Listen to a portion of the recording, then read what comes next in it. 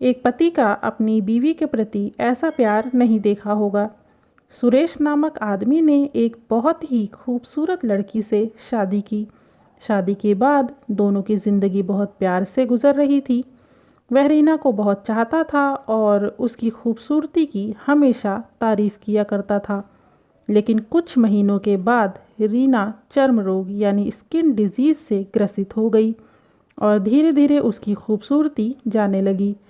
खुद को इस तरह देख उसके मन में डर समाने लगा कि यदि वह बदसूरत हो गई तो उसका पति उससे नफ़रत करने लगेगा और वह सुरेश की नफ़रत बर्दाश्त नहीं कर पाएगी। इस बीच एक दिन सुरेश को किसी काम से शहर से बाहर जाना पड़ा। काम ख़त्म कर जब वह घर वापस लौट रहा था तब सुरेश का एक्सीडेंट हो गया। एक्सीडेंट में उसने अपनी दोनों आँखें खो दी, लेकिन इसके बावजूद भी उन दोनों की ज़िंदगी सामान्य तरीके से आगे बढ़ती रही। समय गुजरता रहा और अपने चर्म रोग के कारण रीना ने अपनी खूबसूरती पूरी तरह गंवा दी। वह बदसूरत हो गई, लेकिन अंधे पति को इस बारे में कुछ भी पता नहीं था।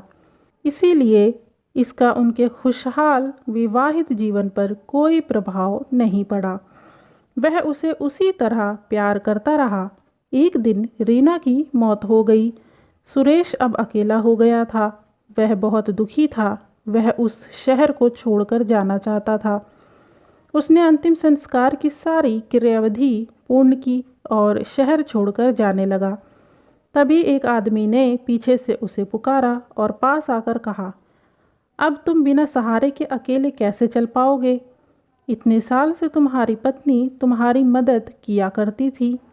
पति ने जवाब दिया, दोस्त, मैं अंधा नहीं हूँ, मैं बस अंधा होने का नाटक कर रहा था, क्योंकि यदि मेरी पत्नी को पता चल जाता कि मैं उसकी बदसूरती देख सकता हूँ तो यह उसे उसके रोग से ज़्यादा दर्द देता।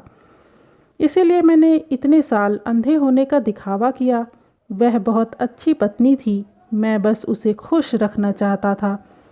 खुश रहने के लिए हमें भी एक दूसरे की कमियों के प्रति आंखें बंद कर लेनी चाहिए।